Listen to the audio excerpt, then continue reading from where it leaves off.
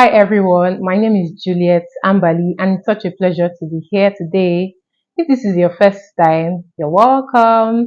If this is not your first time, you already know that I am super excited to have you here today. I'm always glad that you come here time and again to watch my videos, and I hope that they're as impactful as I want them to be. Thank you so much for watching. So today I have a very interesting and important topic to focus on as always. And the thing about this topic is that it's something that I have noticed that a lot of people struggle with. Many a times you find out that people always ask, what are we supposed to be doing in courtship? Are we supposed to be preparing for the wedding? Or some people complain that much of the time that they spend in the period from when they are engaged to when they get married is usually focused more on preparation for wedding. So that's largely like what they are usually talking about. Okay. But today I have a solution. I have a very, very intentional, mapped out solution for the things that you can be discussing as you journey through this period from being engaged, from the moment that lady says yes, or from the moment you say yes, till you eventually say I do. All right. So this is a 6 month mapped out plan. And if you're interested in having the full plan, you can send me a message and I'm going to send everything to you for free. So this is a 6 month plan that will be very helpful in your conversations. Okay. So you're not just having a courtship where it's just, hello, good morning. So how was your night?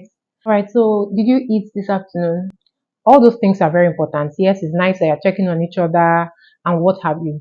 However, you need some key things for you to have in mind, for you to talk about, for you to have in your discussions prior to getting married. And so, to make things very easy for you, I have put these things together as some of the most essential things that I believe you need to talk about at least 6 months prior to when you eventually get married.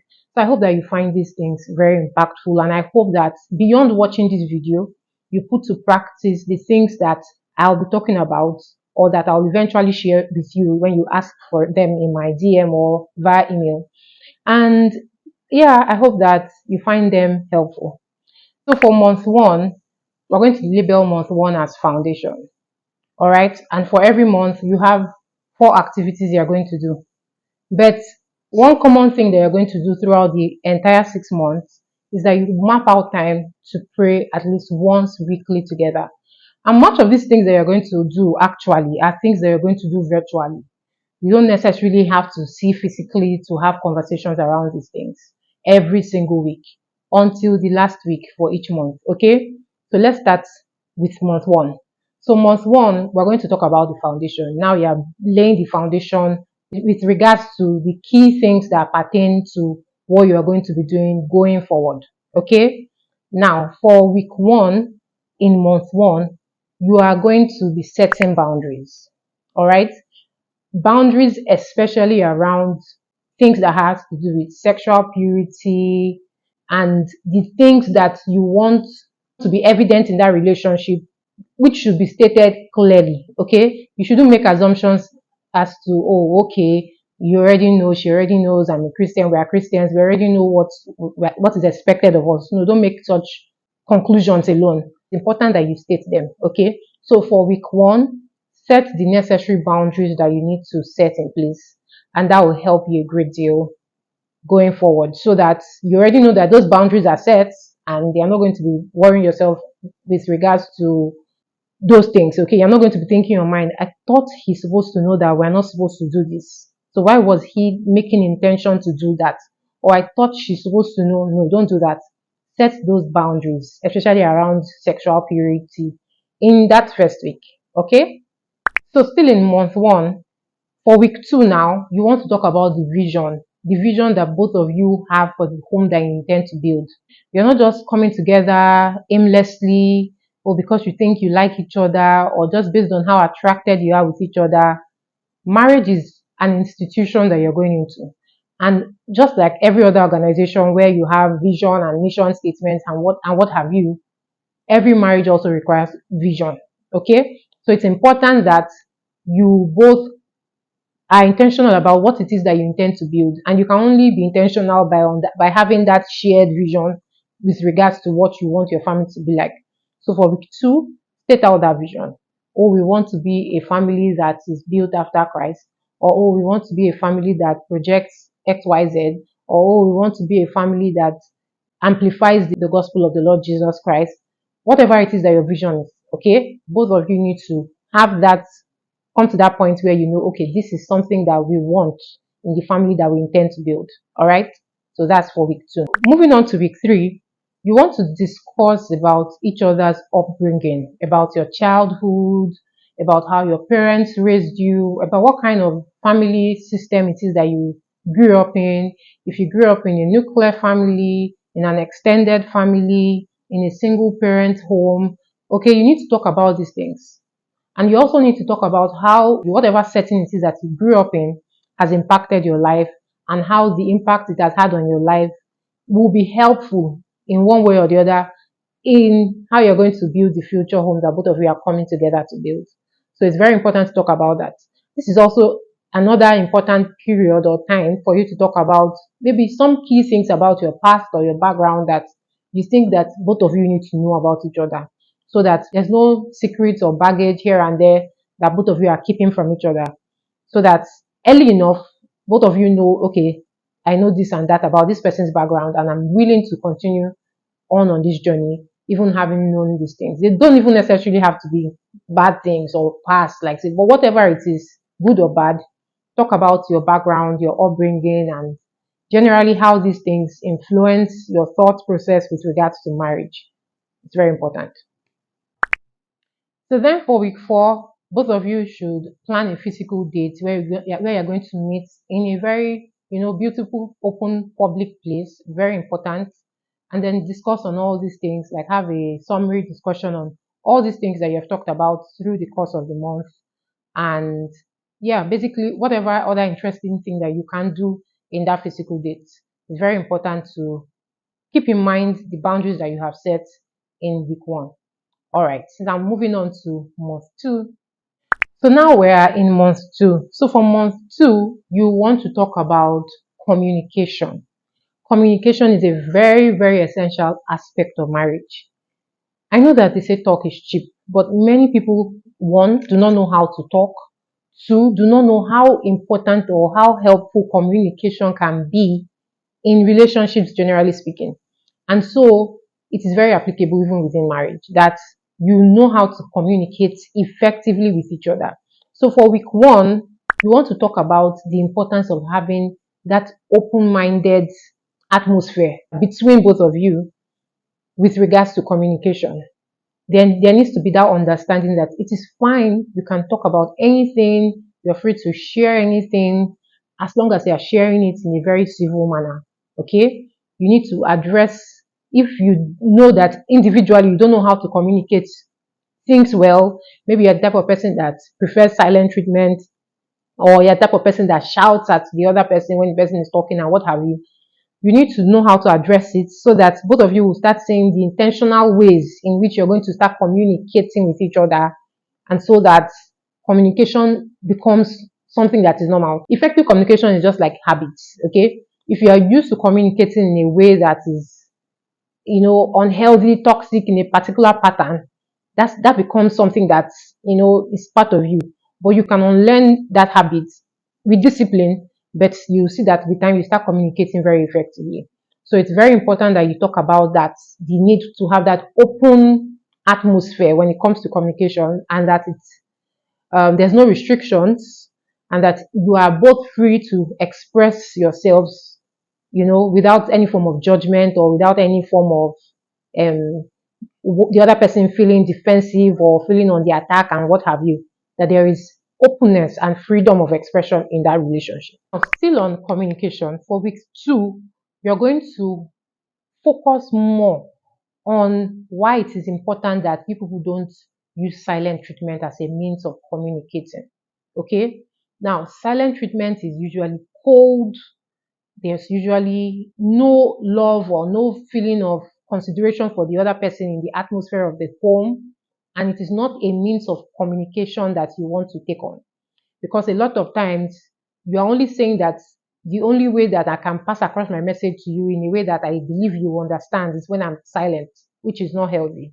Okay? It's totally different from maybe you taking out time to pause and process things. And in that period, you are still communicating with this other person, letting the person know how it is that you're feeling about whatever situation that may be. But you are, being reflective about whatever situation that may have been. It is totally different.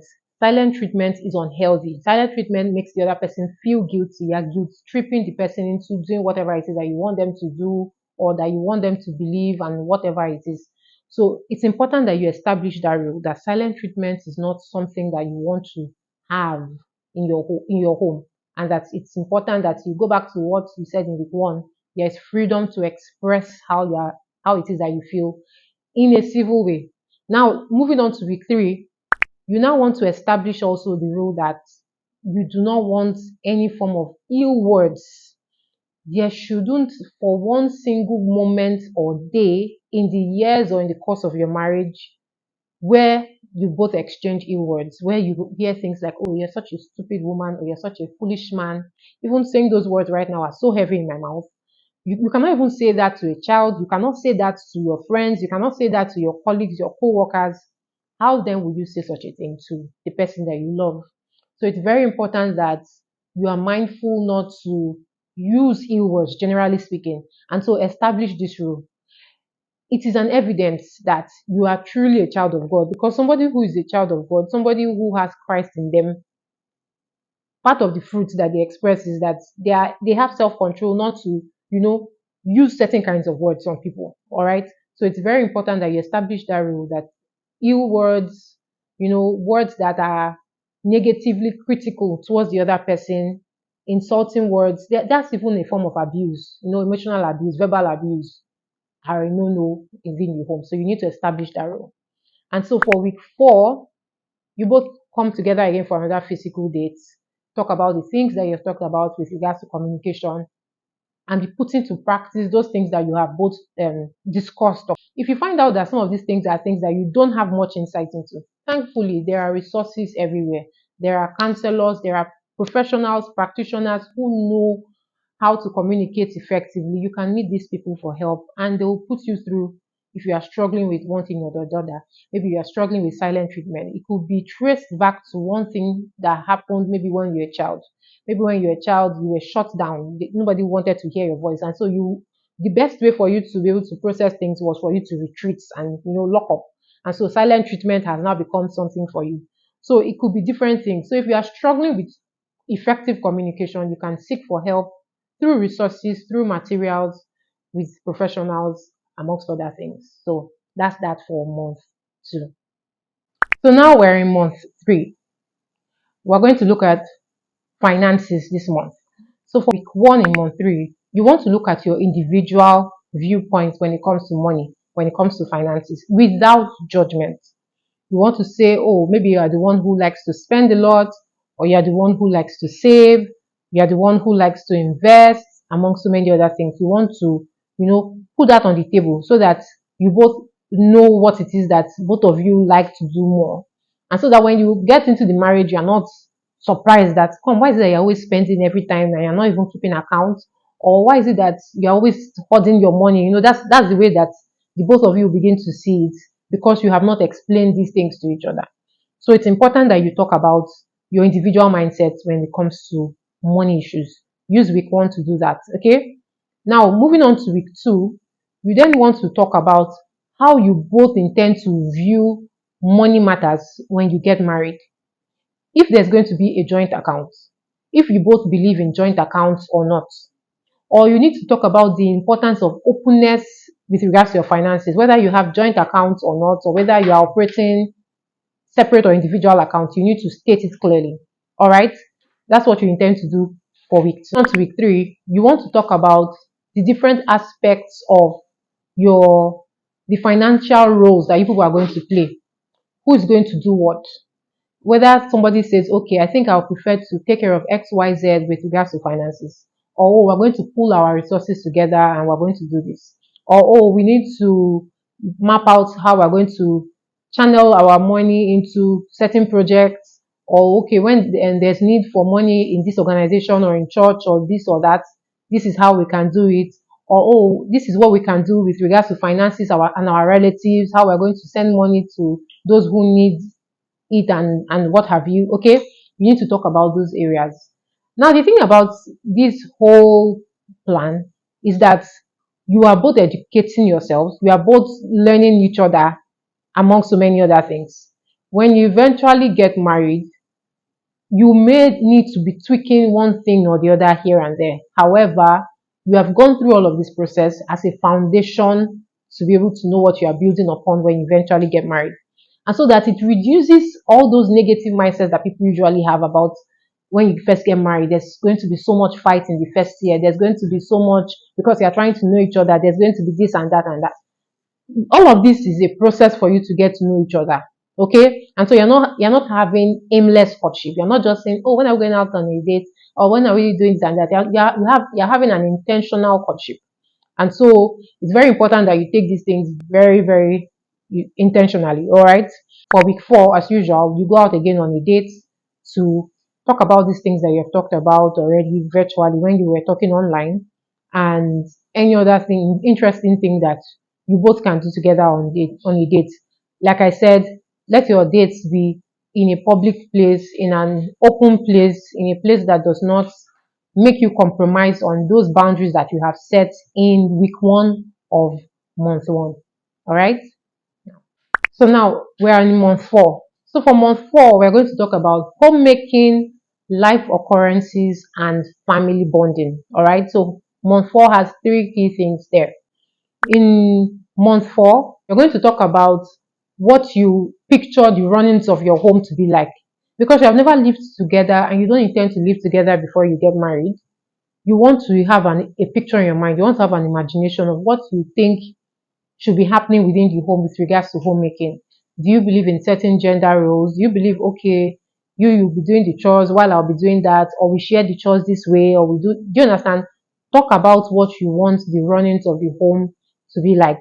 It is very important. Do you believe in outsourcing, or do you believe in, you get the things that will make your home run? Because when you get married, getting married is not, oh, we are married now, we wake up, we will sleep, and because you are the wife, you will cook, and because you are the husband, you bring money. It's not like that. That's the beginning of people complaining of things being boring, things being just there, just like mere routine, and it's not interesting, like people like to say. Okay, so have a picture. What do you want the runnings of your home to be like?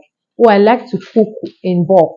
I may be cooking in bulk during weekends, or oh, because I am working and I'm going to be married now, we will need to know how to balance how I'm cooking and how I'll be working. Or oh, I'll also be involved. I'll be hands-on when it comes to chores and what have you, or when it comes to nurturing the children as the husband of the home and what have you. So you need to talk about that homemaking aspect of your home. It's very critical. So let's use week 1 to do that. All right. So now when you go to week 2, we're going to talk about life occurrences. And life occurrences here mean major things that will happen in life, how you intend to face them. Talk about some of the character traits that you have now, or how you've been able to face difficult situations that you have experienced as a person, and how that can be helpful for difficult situations that may occur within marriage, whether with regards to finances or fertility issues and what have you. It's important to talk about these things, okay? They are very, very key so that you both know where it is that you're coming from, so that you both know what to expect from each other. All right, so you're not just having expectations in your mind. Oh, be so dreamy and think, oh, I believe he's going to do this. I think that from the way I see him, he looks like the kind of person that will be very understanding and things like that. No, talk about it. It helps. All right. Now, moving on to week 3 with regards to family bonding. How do you intend to be intentional about your home? How do you intend to be intentional about your relationship as husband and wife, and about your relationship as parents with your child or your children? How do you intend to be intentional about that? You need to talk about that. You need to talk about, oh, we are going to be going on dates, or we're going to go on vacations, or we're going to have indoor dates. Do you understand? You need to be intentional about those things. Many people admire things that other couples do that they can ordinarily do within their own capacity. but they just think that those other people, it just seems to be happening for them. They don't. These people don't know that these people are being intentional about these things. Nothing good just falls on people. You have to be intentional about making it happen. All right. So you need to be mindful that you talk about what you intend to be doing. Oh, we're not going to leave our dates to now that we're cutting. When we get married, we'll continue. We'll have these dates periodically, whether once in a month, whether twice in a month, what have you. Okay. So talk about these things. They are very important because you need your family to keep building, to keep bonding on, so that familiarity does not breed contempt. All right. So that's that for week 3. And then week 4, as usual, come again together for a physical date where you get to hang out and then talk about all these things that you have already talked about prior to now. All right? Thank you. So right now we're in month 5. And month 5 is for the in-laws. So now you need to talk extensively in week 1 about each other's families, about your different homes, about your different backgrounds. Okay? Are there certain family traditions that you people have in the family that you're coming from? Are there certain family cultures, family, you know, family key things that you both need to know about each other, so that you are both aware? Oh, in our family, once a year we travel together, we all come together for a reunion. Or in our family, when somebody is doing a ceremony or so, we all come and pull our resources together to support that person. Talk about some key things about your family. Or, oh, my mother likes this, my father likes that. Oh, my brother is this way, my sister is that way. It makes, when they eventually get to keep being with these people as family now, them to have an understanding of what these different people are, or what these cultures and traditions are. It doesn't matter if you are marrying from the same tribe or from another race, whatever it is, whether you're marrying intertribal or intratribal, just talk about your families and your family traditions. It will be very, very important. That's for week 1. Then for week 2, you need to talk about the importance of taking on each other's family as your own family. As a husband, you look forward to, or eventually get married, I'll be so intentional about doing XYZ for your mother, or I'll be so intentional about doing XYZ for your father. I would the importance of, oh, when my parents come around, I'll be receptible, or when your parents come around, I'll be receptible, and what have you. The importance of the need to accommodate your extended family, because yes, you are building a nuclear family, but there's something called an extended family, and there are times that your extended family would need you to extend your hands to receiving them within your home space. So whether you have a character of someone who is an introvert, or whether you're extroverted, you need to know how you're going to learn to bring in people into your space, including your in-laws. Okay, so it's very important for you people to talk about this. Now for week 3, you need to talk about difficult in-laws, on the needs for you both to stand up for each other if there is any encounter with any difficult in-law, and for you to ensure that you are protecting each other, so that one person does not think, oh, I think I'm alone here. Whenever XYZ happens, they just take sides with their family without being mindful of me. And it's important that as you're coming into this marriage, you're not looking at it as their family and my family. As a couple, try to see how best you can both bring your family together to have that big extended family. Okay? And it shows with what you have done already in week 2, with how you both are intentional in reaching out to the other person, reaching out to the other family. It helps a great deal. You enjoy your home better that way. And so, finally, in week 4, plan a physical date. But this time around, you can, tweak it. Let the date be in your in-laws' house. Okay? We both can decide to pay a visit to your in-law, talk about so many things, ask questions about your to-be spouse's childhood, about interesting things about them. It would be nice to hear about your intended from other viewpoints, like from your to-be in-laws, to know what your future mother-in-law thinks about her son, to know what your future sister-in-law thinks about her brother, amongst so many other things. So these dates can be mapped out to see how you can both, visit your intended in-laws. It will be interesting. Yeah. Lastly, we're now in month 6. So you see how time flies? You see how time flies? You're going to get married very soon. All right. But before that, before you say I do, for month 6, you need to talk about the family altar. All right. So for week one, you want to both talk about the need for you both to have a strong personal relationship with God. I'm sure that some of these things would have come up in your conversations through the month, but you're just making these things an intentional discussion point. Okay. I'm sure that you already know that he's a prayer warrior, she's a prayer warrior, or she's this or she's that. You already know all those things, but we're just talking about them. You need to reaffirm, you need to encourage each other on the need to have that personal walk with God, that personal relationship with God. So do this in week one. All right. So now moving on to week two, you need to come to that point where you both acknowledge the importance of the man accepting his position in the home as the priest of the family. All right. Gone are the days where we have the stereotype where it says it's only the mothers you find praying. We don't have that in our world today because there's deep understanding on the importance of headship within the home. And so you cannot be a head, or you cannot be the godly head of the home if you are not doing things in line with the precepts of the word of God. So he needs to acknowledge, you need to acknowledge now as the man in this relationship, your priestly position within the home and how you intend to play this role when you eventually get married. Also, as the woman, you need to also acknowledge that you need to take on that position as the keeper of the home. And one of the ways in which you keep your home is through praying. All right. So this is very, very key and very important. Now, for week three, you need to now talk about family practices that you need to do with regards to your family altar, about maybe devotions, your night prayer, maybe praying together as a couple, praying for the children, praying together with each child, and what have you. You need to talk about these things, about the importance of them.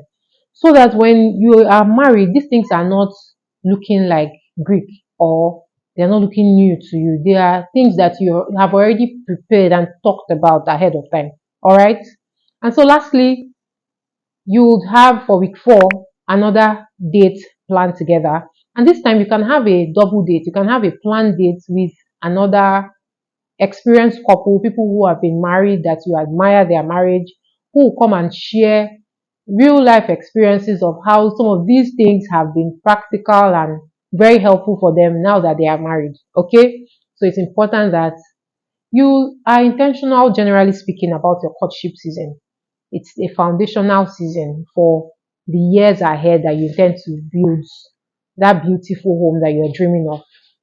So that's that about this video. I hope that you found this video very insightful. I hope that you've learned a thing or two. Don't forget, if you need the 6 month plan, just send me a message and I'll gladly send it to you. Even if you are married, trust me, you can still tweak this thing to be a 6 month improvement plan for your marriage where you can talk about these things weekly and you see that it brings a whole lot of difference for your home. I hope that you've enjoyed watching this video like I have enjoyed sharing. I'm sure that you can tell from my voice that I'm so excited sharing these things. Thank you so much for watching. Until next time, do have a beautiful time. Bye.